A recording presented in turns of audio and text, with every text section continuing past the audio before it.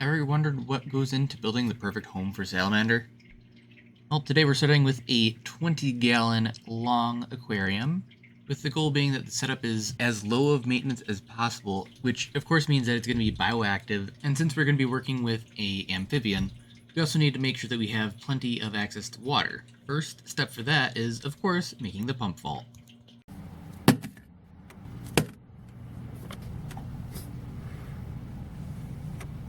With fabric to keep dirt out of the pump vault, this should be a long-term solution, meaning we can start working on the background. Now the idea here is that we have a piece of insulation foam that we can use to get some texture, and then we paint over it using another type of paint called dry lock. This is a technique largely popularized by Troy Goldberg, who does pretty significant work with dart frogs. The results end up looking pretty good too. To color the tintable dry lock, which originally comes in white, you have to use a cement pigment. I mixed up a dark gray as well as a reddish brown to pull off the look that I was hoping to be able to get. With that prepared, I went ahead and filled up the tank with a false bottom of gravel and larger stones too. I slowed up the sides so they would have a bit of depth.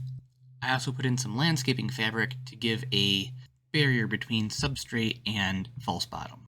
With that done, I started adding in dirt and my decorations. I added a bunch of stones, I added some cork bark, I added some driftwood that I had pulled from my yard. I also started adding in plants. And when that was all finished, there was only one more thing I knew I needed to add: water. I decided to go ahead and include some water from a previous terrarium. When I tried to move it, I emptied all of the water that I could. That way I wouldn't have, all that extra weight. I figured that since there's all these microbes that would have been helping to contribute to the success of that terrarium, that, hey, maybe it'd help with this one. Since I had water in the tank, I decided I might as well turn on the pump, which ended up being a mistake.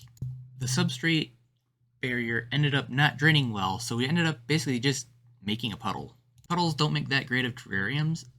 Your media essentially starts molding and it's just not a good situation. So I pulled out all of the materials used for it, all the plants, everything, and I started making a new false bottom.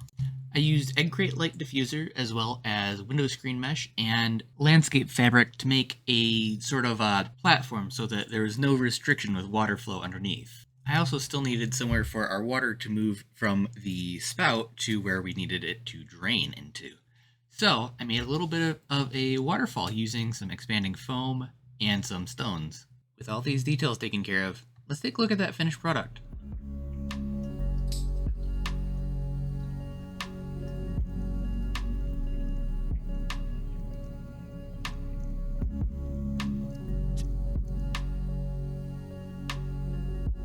Perfect might not be the best description, but at the very least, it is a beautiful piece of nature made indoors.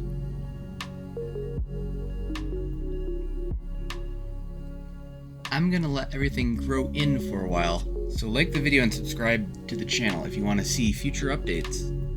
And until then, take care and peace out.